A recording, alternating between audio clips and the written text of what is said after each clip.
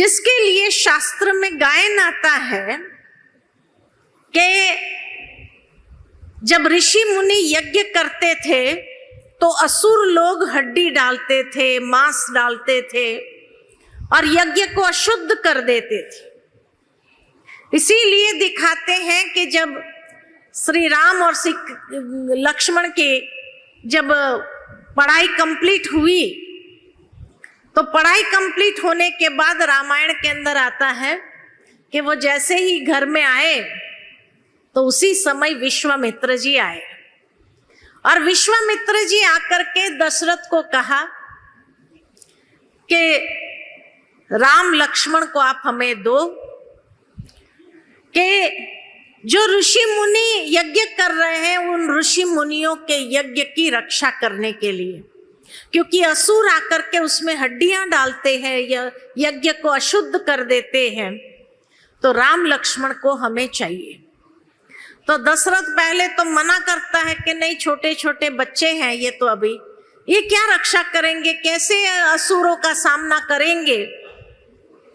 तो कहा कि नहीं आप दो, ये बच्चे करेंगे। और विश्वामित्र जी के साथ जाते हैं श्री राम लक्ष्मण और कहा जाता है कि जो ऋषि मुनि यज्ञ करते थे तो उस समय निशाचर आते थे, रात के समय में या दिन के समय में असुर लोग, ताड़का और ये सब असुर आते थे और हड्डियां डालते थे, यज्ञ को अशुद्ध कर देते थे, यज्ञ की अग्नि को बुझा देते थे, ये काम करते थे। तो उस समय राम लक्ष्मण ने इन सभी असुरों को मार दिया और मार करके यज्ञ की रक्षा की। तो कोई भी यज्ञ के अंदर तीन चीजें होती हैं। कौन सी तीन चीजें होती है?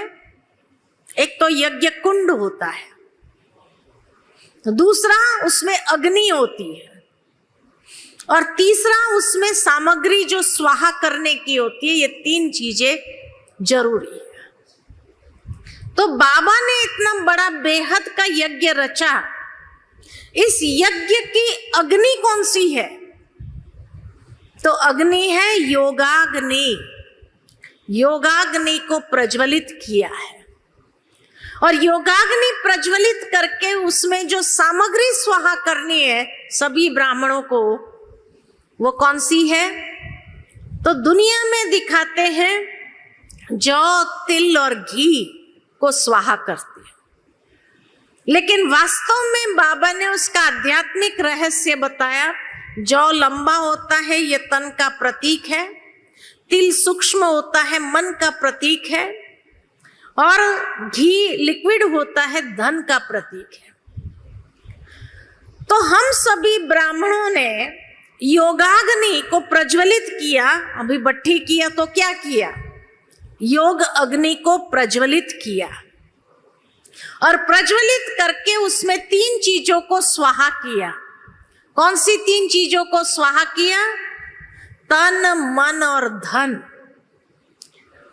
उसका शुद्धिकरण करते हैं और शुद्धिकरण करके नई दुनिया की स्थापना इसी शुद्धिकरण से, तन मन धन से होती है। तो ये यज्ञ बड़े सेठ ने आकर के रचा है ना।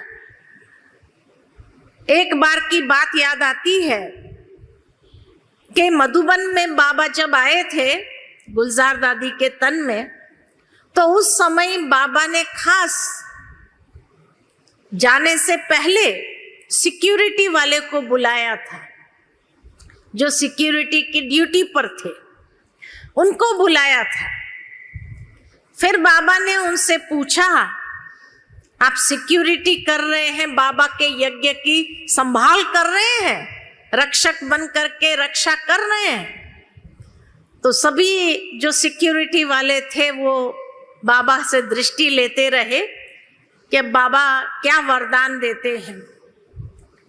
तो कहने में तो ये आता है कि भगवान समर्थ है, उसको सिक्योरिटी वाले कोई चाहिए नहीं, लेकिन फिर भी बाबा के समय से यज्ञ के अंदर ये दादियां सिक्योरिटी करती थी, यज्ञ के रक्षा करती थी। तो जब बाबा सर्वसमर्थ है, भगवान है, तो फिर इन दादियों की क्या जरूरत थी सिक्योरिटी करने की। लेकिन तब बाबा ने एक रहस्य समझाया कि जब आप लोग रात को सिक्योरिटी करते हो, यज्ञ के संभाल करते हो, तो उस समय आप सबके मन में बाबा की याद होती है।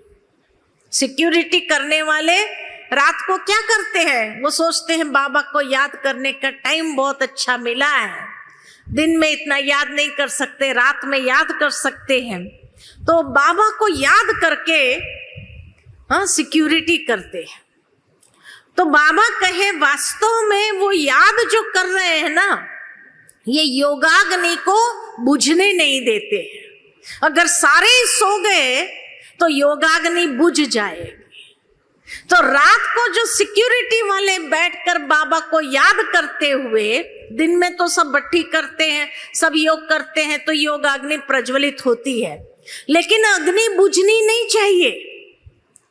तो इसीलिए जो सिक्योरिटी वाले हैं रात में बाबा को याद करते हैं तो योगाग्नि को प्रज्वलित रखते हैं। और जब योगाग्नि प्रज्वलित रहती है तो कोई भी नेगेटिव वाइब्रेशन, नेगेटिविटी जो है उस यज्ञ के समीप नहीं आ सकती है। उसमें कोई अशुद्ध चीजें डाल करके अग्नि को बुझा नहीं देती है। इसीलिए ब्राह्मणों को यज्ञ रक्षक बाबा ने बनाया, जो ये योगाग्नि को प्रज्वलित रखते हैं।